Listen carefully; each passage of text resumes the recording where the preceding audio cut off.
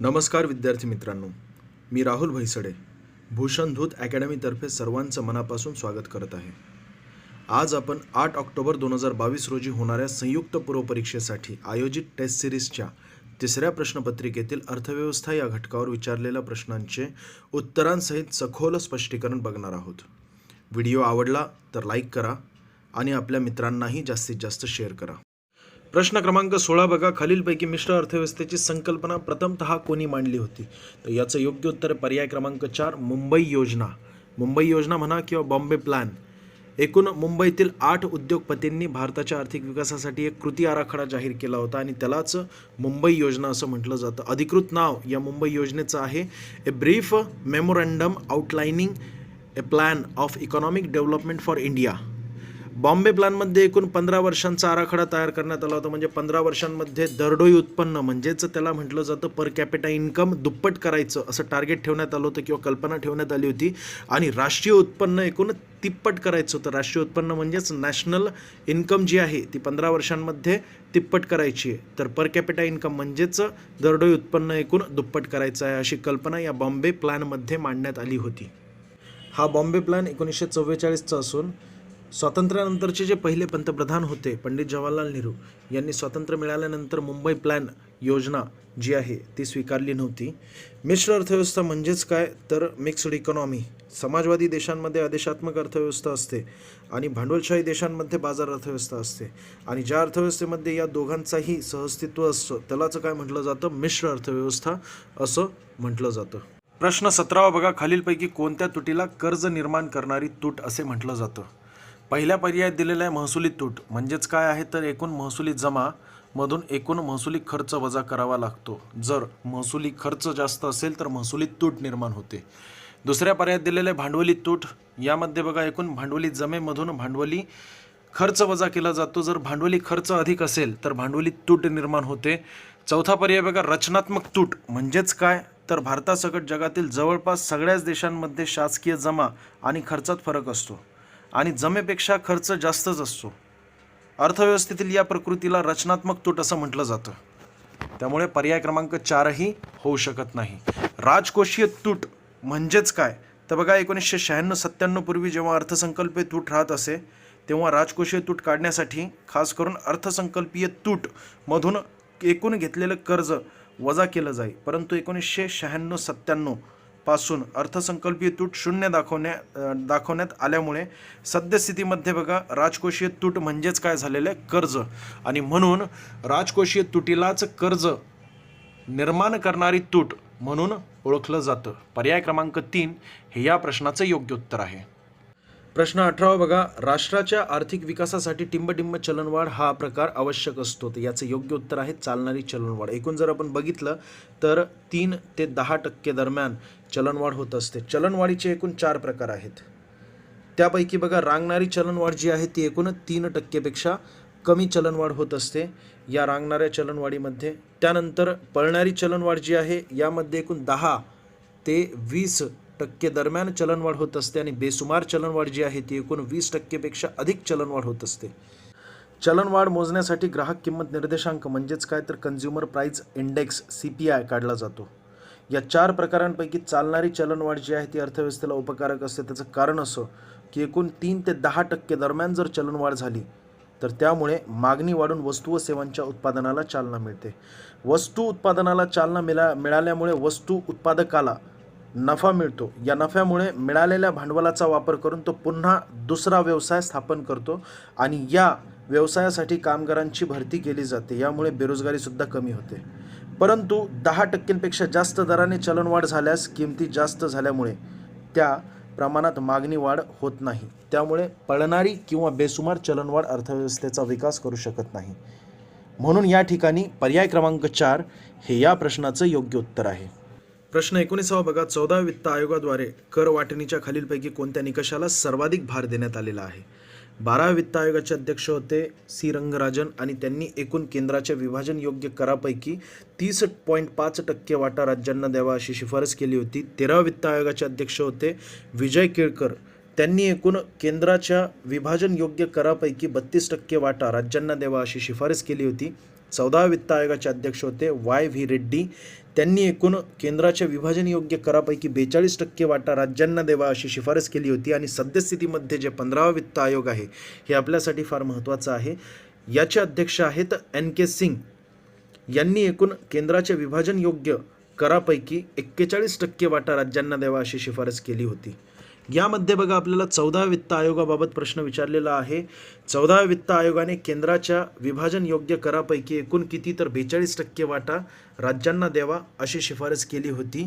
यातीलही महत्त्वाचं म्हणजे काय, तर शिफारस कालावधी एकूण 2015 ते 2020 या दरम्यान एकूण 42% वाटा देण्यात यावा अशी शिफारस त्यांनी केली होती. या 42%पैकी एकूण उत्पन्न दुरावा यामध्ये सर्वाधिक म्हणजेच पर्याय क्रमांक 2 हे या प्रश्नाचं आपलं योग्य उत्तर आहे. उत्पन्न दुरावामध्ये एकूण 50% भार दिला होता या 42%पैकी. त्यानंतर बघा म्हणजे वेगवेगळ्या राज्यांना लोकसंख्या याला एकूण 17.5% भार देण्यात आला होता. क्षेत्रफळाला एकूण 15% भार देण्यात आला होता. आणि जनसांख्यिकीय बदलला एकूण 10% भार देण्यात आला होता. या प्रश्नाचं योग्य उत्तर आहे पर्याय क्रमांक 2. एकूण जर आपण बघितलं वित्त आयोग तर त्यासाठी 280 कलम महत्त्वाचं आहे. 280 कलमानुसार राष्ट्रपती दर 5 वर्षांनी वित्त आयोगाची स्थापना करतात. एक अध्यक्ष असतात आणि 4 सदस्य अशा प्रकारे नियुक्ती केली जाते. आपल्याला 14वा वित्त आयोग यावर प्रश्न विचारण्याची शक्यता आहे आणि त्याचसोबत 15वा वित्त आयोग यावरही प्रश्न विचारण्याची दाट शक्यता आहे.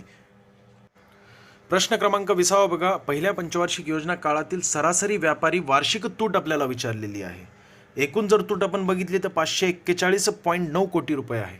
आणि त्याला जर आपण 5ने भाग दिला, कारण 5 वर्षांची व्यापारी तूट जर आपण बघितली तर 108 कोटी रुपये सरासरी व्यापारी वार्षिक तूट आहे. ही आपल्याला या पंचवार्षिक योजनेतच या ठिकाणी आपल्याला ही आकडेवारी लक्षात ठेवणं गरजेचं आहे, कारण ही पहिली पंचवार्षिक योजना होती. त्याचसोबत पहिली पंचवार्षिक योजनेचा कार्यकाळ जर आपल्याला विचारला 1951 ते 1956 मध्ये ही पंचवार्षिक योजना हेरॉल्ड डोमर प्रतिमानावर म्हणजे जास्त गुंतवणुकीचे प्रतिमान असलेली ही पंचवार्षिक योजना राबवण्यात आली होती. पुनरुत्थान योजना म्हणूनही या पहिल्या पंचवार्षिक योजनेला मानलं जातं. नियोजन आयोगाची स्थापना त्यापूर्वीच 1950 मध्ये झाली होती, परंतु प्रत्यक्षात जर आपण बघितलं पंचवार्षिक योजनांना मान्यता अंतिम कोण देतं, राष्ट्रीय विकास परिषद. आणि त्याची स्थापना जी आहे ती नंतर झालेली 1952 मध्ये. 6 ऑगस्ट 1952 मध्ये राष्ट्रीय विकास परिषदेची स्थापना झालेली आहे. अध्यक्ष पंडित जवाहरलाल नेहरू होते.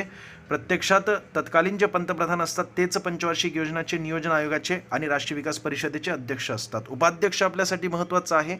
गुलजारीलाल नंदा हे उपाध्यक्ष होते. या एकूण पहिल्या पंचवार्षिक योजनेमध्ये घडलेल्या महत्त्वाच्या घटनांमध्ये बघा, औद्योगिक विकास व नियमन अधिनियम 1951 पारित करण्यात आला होता, जो की उद्योग निरीक्षक या परीक्षेसाठी खास मुख्य परीक्षेमध्ये सिलेबसच दिलेला आहे. त्यामध्ये UGC म्हणजेच काय, युनिव्हर्सिटी ग्रँड कमिशनची स्थापना 1956 मध्ये करण्यात आलेली आहे. समुदाय विकास कार्यक्रम हा फार महत्त्वाचा आहे. ज्यावेळेस आपण पंचायत राज बाबत अभ्यास करतो आणि त्यातल्या त्यात बलवंतराय मेहता समितीबाबत अभ्यास करतो, त्यावेळेस आपल्याला समुदाय विकास कार्यक्रम जो आहे त्याच्या अपयशामुळे बलवंतराय मेहता समिती स्थापन करण्यात आली होती, त्याची कारणे शोधण्यासाठी प्रत्यक्षात.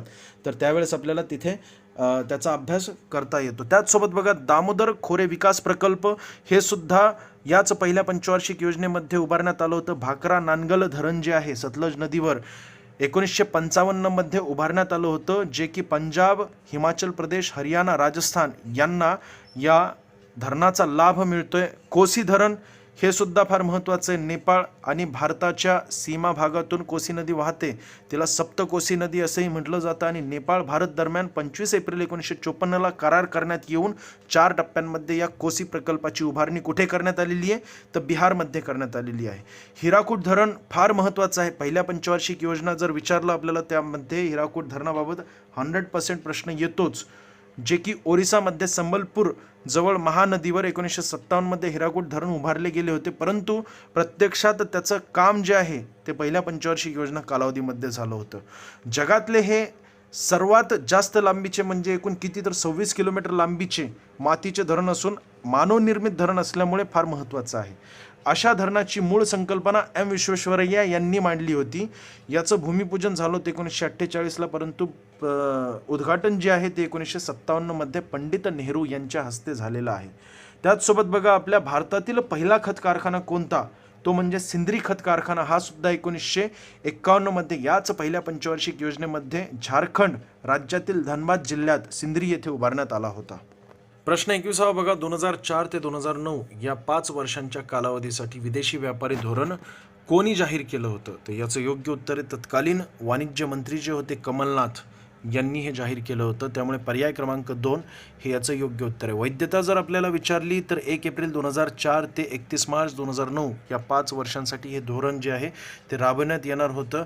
उद्देश काय होता? तर भारताची जागतिक व्यापारातील टक्केवारी जी आहे ती 2009 पर्यंत दुप्पट करायची होती. तेव्हा किती होती? 2004ला तर 0.9% जागतिक व्यापारातील भागीदारी होती आणि ही जी आहे व्यापारातील टक्केवारी ही वाढवून किती तर 1.8% पर्यंत वाढवायची होती, म्हणजेच दुप्पट करायची होती. त्याचसोबत रोजगार निर्मितीवर भर देऊन आर्थिक वाढीचे प्रभावी साधन म्हणून काम करणे या उद्देशाने निर्यात आयात धोरण किंवा एक्झिम पॉलिसी 2004 ते 2009 या 5 वर्षांच्या कालावधीसाठी तत्कालीन वाणिज्य मंत्री कमलनाथ यांच्याद्वारे जाहीर करण्यात आली होती.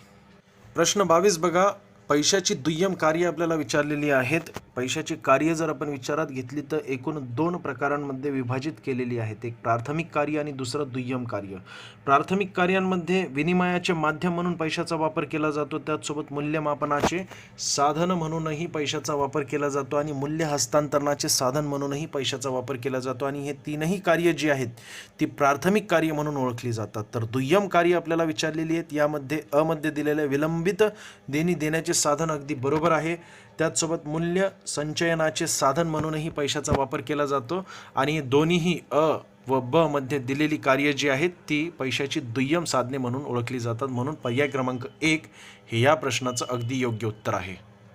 पुढील 23वा प्रश्न बघा. खालील विधाने विचारात घ्यायची आहेत आपल्याला आणि अयोग्य नसणारे म्हणजेच काय तर योग्य असणारे विधाने आपल्याला ओळखायची आहेत. अ मध्ये दिलेलं आहे महाराष्ट्राच्या अर्थव्यवस्थेमध्ये कृषी आणि संलग्न क्षेत्राचे प्रमाण 2001-2 मध्ये 12.2% होते का? तर चुकीचे. किती होते ते? 15.3% होते. त्यामुळे अविधान चुकीचं आहे. आपल्याला योग्य विधान ओळखायचं आहे. ब मध्ये बघा महाराष्ट्राच्या अर्थव्यवस्थेमध्ये कृषी आणि संलग्न क्षेत्राचे प्रमाण 2015-16 मध्ये 15.3% होते का? तर हेही विधान या ठिकाणी चुकीचं आहे. 15-16 मध्ये घटून किती झालेलं आहे? 15.3% झालेलं आहे. कृषी क्षेत्राचं प्रमाण जे आहे अर्थव्यवस्थेमध्ये घटत आहे. दोनही विधाने या ठिकाणी चुकीची असल्यामुळे आपल्याला अयोग्य नसलेली विधाने ओळखायची आहेत. दोन्हीही नाही. पर्याय क्रमांक 4 हे या प्रश्नाचं योग्य उत्तर आहे. प्रश्न 24वा बघा. खालीलपैकी कोणती समिती बँकिंग सुधारणांशी संबंधित नाही असा आपल्याला प्रश्न विचारलेला आहे. पर्याय 1 मध्ये बघा नरसिंहन समिती म्हणजे यांच्या अध्यक्षतेखाली एकूण 2 समित्या स्थापन करण्यात आलेल्या आहेत. पहिली समिती 1991 ची होती. तिलाच काय म्हटलं जातं? वित्तीय क्षेत्र सुधारणा विषयक समिती असं म्हटलं जातं. आणि दुसरी समिती जी आहे ती म्हणजे 1997 मध्ये तिलाच काय म्हटलं जातं? एम नरसिंहन समिती 2 म्हणजेच बँकिंग क्षेत्र सुधारणा समिती म्हणूनही तिला ओळखलं जातं. कशासाठी ही समिती स्थापन करण्यात आली होती 1997 मध्ये? प्रत्यक्षात अहवाल त्यांनी दिलेला आहे 1998 मध्ये, परंतु स्थापना 1997 ची आहे. तिलाच बँकिंग क्षेत्र सुधारणा समिती म्हटलं जातं. आणि त्याचं कारण म्हणजे काय? तर आत्तापर्यंत झालेल्या बँकिंग क्षेत्र सुधारणाचे परीक्षण करून भारताच्या वित्तीय व्यवस्थेला बळकटी देण्यासाठी व आंतरराष्ट्रीय दृष्ट्या स्पर्धात्मक बनवण्यासाठी वित्तीय क्षेत्र सुधारण्याचा एक निश्चित कार्यक्रम तयार करण्यासाठी ही समिती स्थापन करण्यात आली होती. या एम नरसिंहम 2 समिती जी 1997 ची तिलाच बँकिंग क्षेत्र सुधारणा समिती असं म्हटलं जातं. त्यांच्या शिफारशीवर प्रश्न विचारण्याची दाट शक्यता आहे, कारण त्यांचं 2021 मध्ये आत्ता निधन झालेलं आहे. म्हणून त्या शिफारशी मोठमोठ्या परीक्षांमध्ये तर अनेक वेळा विचारलेल्या आहेतच.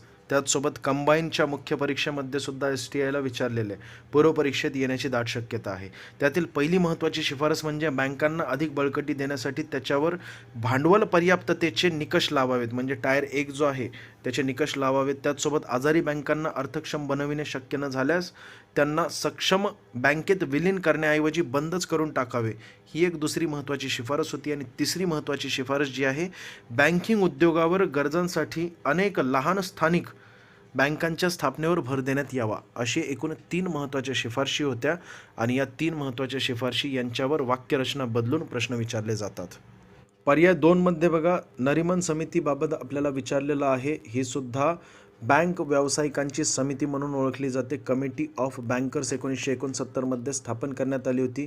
यासाठी थोडं आपण मागे जर गेलो तर डॉक्टर धनंजयराव गाडगीळ यांच्या अध्यक्षतेखाली स्थापन करण्यात आलेली राष्ट्रीय पत समिती अभ्यास गट जो आहे त्यांनी राष्ट्रीयकृत बँकांना क्षेत्रीय सेवा दृष्टिकोन ठेवावा असं सांगितलं होतं, म्हणजे अशी शिफारस केली होती. पण नेमकं क्षेत्रीय सेवा दृष्टिकोन कसा लागू करता येईल यासाठी 1969 मध्ये नरीमन समिती स्थापन करण्यात आली होती. यालाच काय म्हटलं जातं, कमिटी ऑफ बँकर्स किंवा बँक व्यावसायिकांची समिती. आणि त्यांनी काय सांगितलं तर क्षेत्रीय सेवा दृष्टिकोन मान्य कसा करावा, तर अग्रणी बँक योजना लागू करून करावा अशी शिफारस त्यांनी केली होती. म्हणून पर्याय 2 सुद्धा याचं योग्य उत्तर असू शकत नाही.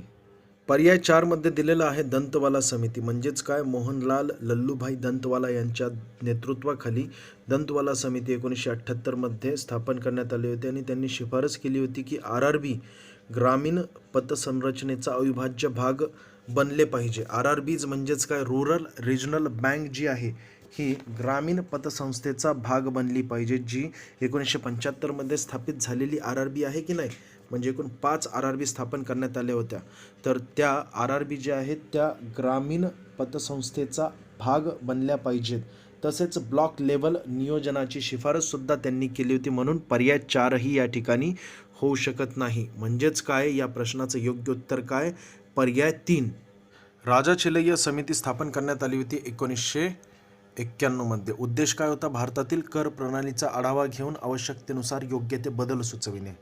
राजा चिलैया यांना भारतीय कर प्रणालीचे जनक म्हणूनही ओळखले जातात. पुढील 25वा प्रश्न बघा. राष्ट्रीय नमुना सर्वेक्षण संस्थेनुसार जी व्यक्ती दररोज 8 तास म्हणजेच प्रत्येक वर्षाला टिंब दिवस काम करते त्या व्यक्तीला रोजगारीत व्यक्ती असे म्हणतात. तर भारतात एखादी व्यक्ती दररोज 8 तास म्हणजेच प्रत्येक वर्षाला 273 दिवस काम करत असेल तर अशा व्यक्तीस रोजगारीत व्यक्ती असे म्हणतात. भारतात एखादी व्यक्ती दर आठवड्याला 15 ते 28 तास काम करत असेल तर अशा व्यक्तीला न्यून बेरोजगारीत व्यक्ती असे म्हणतात. तर भारतात एखादी व्यक्ती दर आठवड्याला 14 तासांपेक्षा कमी काम करत असेल तर अशा व्यक्तीस बेरोजगार म्हटलं जातं. या प्रश्नाचं योग्य उत्तर आहे पर्याय क्रमांक 2. प्रश्न 26वा बघा. सुशिक्षित बेरोजगारी निर्माण होण्यामागची कारणे आपल्याला ओळखायची आहेत. मध्ये दिलेलं आहे उपलब्ध शैक्षणिक संधीची माहिती नसणे, हे बरोबर आहे. त्याचसोबत शिक्षणाप्रती उदासीनता, हे सुद्धा बरोबर आहे. त्याचसोबत रोजगाराच्या संधी आणि सुशिक्षितांमधील असमतोलता, हे सुद्धा योग्य कारण सांगता येईल आपल्याला. आणि या व्यतिरिक्त पांढरपेशा व्यवसायाला प्राधान्य देणे, त्याचसोबत व्यावसायिक अभ्यासक्रमाचा अभाव असणे, ही अनेक कारणे जी आहेत सुशिक्षित बेरोजगारी निर्माण होण्यामागची कारणे म्हणून ओळखली जातात. यासाठी या प्रश्नाचं योग्य उत्तर आहे पर्याय क्रमांक 4. प्रश्न 27 बघा. महाराष्ट्र शासनाने रोजगार हमी योजना कधी सुरू केली होती. सोपा प्रश्न आहे परंतु योजना फार महत्त्वाची आहे. सुरुवात बघा 28 मार्च 1972 मध्ये या योजनेची सुरुवात झालेली आहे. व्यक्ती फार महत्त्वाचे आहेत. वि. स. पागे हे प्रवर्तक आहेत. प्रमुख उद्देश काय होता या योजनेचा, तर रोजगाराची हमी देणे, त्याचसोबत ग्रामीण जनतेसाठी उत्पादनक्षम रोजगार पुरविणे, ग्रामीण बेरोजगारी आणि दारिद्र्याची समस्या सोडविणे, या अनेक महत्त्वाच्या उद्देशाने ही योजना सुरू करण्यात आली होती आपल्या महाराष्ट्रामध्ये. आणि याच योजनेसाठी बघा एकूण व्यवसाय कर हा सुद्धा सुरू करण्यात आला होता. म्हणजे या योजनेचा खर्च भागवण्यासाठी व्यवसाय कराची सुरुवात सुद्धा आपल्या महाराष्ट्रात करण्यात आलेली आहे. याचं योग्य उत्तर आहे पर्याय क्रमांक 2, 28 मार्च 1972. 28वा प्रश्न बघा. दारिद्र्य ही कोणत्या प्रकारची समस्या आहे. दारिद्र्य म्हटलं तर व्यक्ती किंवा समूहाला समाजापासून वंचित करणारा घटक म्हणून दारिद्र्याकडे पाहिलं जाऊ शकतं. मूलभूत गरजांपासून वंचित राहिल्यामुळे किंवा उपलब्ध संधी नाकारल्यामुळे समाजातील काही व्यक्ती किंवा व्यक्तिसमूह मुख्य प्रवाहापासून दूर जातात. त्यालाच दारिद्र्य असं म्हटलं जातं. दारिद्र्य हे आर्थिक समस्या आहे, त्याचसोबत सामाजिक समस्या आहे, परंतु राजकीय समस्या म्हणून ओळखली जाऊ शकत नाही. त्यामुळे पर्याय क्रमांक 3 हे या प्रश्नाचं योग्य उत्तर आहे. प्रश्न 29 बघा. जागतिक बँकेने 2011 मध्ये टिंब अमेरिकन डॉलर प्रतिदिन ही भारतासाठी दारिद्र्य रेषा निश्चित केली होती. तर जागतिक बँकेने सन 2011 मध्ये 1.90 अमेरिकन डॉलर प्रतिदिन ही भारतासाठी दारिद्र्य रेषा निश्चित केली होती. पर्याय क्रमांक 4 योग्य आहे. जागतिक बँकेच्या आकडेवारीनुसार क्रयशक्तीच्या आधारावर सन 2011 मध्ये भारतासाठी 21.2% लोकसंख्या दारिद्र्य रेषेखाली होती. ही सुद्धा आकडेवारी फार महत्त्वाची आहे. शेवटचा 30वा प्रश्न बघा. खालीलपैकी कोणत्या हस्तांतरित देणीचा समावेश राष्ट्रीय उत्पन्न मोजमापात केला जातो. निवृत्तीवेतन आणि बेरोजगारी भत्ता या दोन्हीही हस्तांतरित देणी आहेत. परंतु हस्तांतरित देणी एका बाजूने व्यक्तीला मिळणारे उत्पन्न जरी असले तरीसुद्धा दुसऱ्या बाजूने सरकारचा तो खर्च असतो. म्हणून या दोन्हीही हस्तांतरित देणी राष्ट्रीय उत्पन्नामध्ये मोजल्या जाणार नाहीत. त्यामुळे पर्याय क्रमांक 4 हे या प्रश्नाचं योग्य उत्तर आहे.